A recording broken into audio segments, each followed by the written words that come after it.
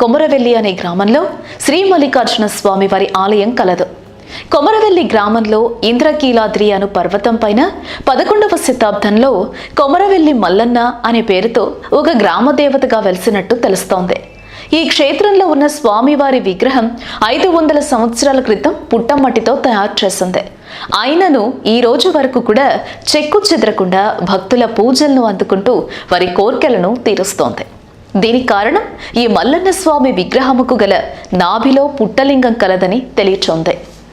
ఈ స్వామివారి విగ్రహం పైభాగాన 7 శిరస్సుల నాగేంద్రుడు పడగలు విప్పిన దృశ్యం స్వామివారు కోరమిస్సాలతో భీకర ఆకారంతో మనకు దర్శనమిస్తాడు. ఈ ఆలయంలో 2 వర్గాల పూజారులు మరియు పూజా విధానాలు ఉండటం మరో విశేషం.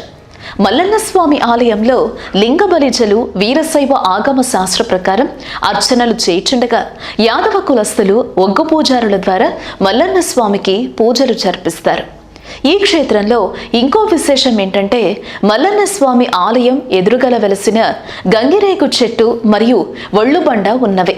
భక్తులు గంగిరేవు చెట్టుకి ప్రదక్షిణలు చేసి ఒళ్ళుబండ వద్ద తమ కోరికలతో ప్రణమిల్లి గంగరేగు చెట్టుకు ముడుపు కట్టిన ఎడల తమలోని సమస్త కోరికలు తీరుతాయని మరియు సంతాన భాగ్యం కలుగుతుందని భావిస్తారు. ప్రతి సంవత్సరం సంక్రాంతి మొదలుకొని ఉగాది వరకు లక్షల సంఖ్యలో భక్తులు శ్రీ కొమరవెల్లి మల్లన్న స్వామిని దర్శించుకుంటారు. సంక్రాంతి తర్వాత మొదటి ఆదివారం లష్కర్ బోనాలు మొదలవుతాయి. అయితే ఈ జాతరలో బోనం, పట్నం అనే విశేషమైన మొక్కుబడులుంటాయి. బోనం అంటే అలంకరించిన కొత్త కుండలో నైవేద్యం వండి స్వామివారికి నివేదిస్తారు. ఈ విధంగా శ్రీ మల్లన్న స్వామిని ప్రార్థించే భక్తుల కోరికలు తీరుతాయి. అలా కోరిన కోరికలు తీరిన వారు వెంటనే శ్రీ మల్లన్న స్వామిని దర్శించుకొని కోడెను కట్టుట, శ్రీ స్వామివారి సేవ, టెంకాయ ముడుపు, బోనములు, తలనీలాలు మొదలగు మొక్కుబడులు చెల్లించుకుంటారు. ఇలాంటి మరిన్ని ఆధ్యాత్మిక వీడియోలు చూడాలనుకుంటే మా యూట్యూబ్ ఛానల్ను సబ్స్క్రైబ్ చేయండి.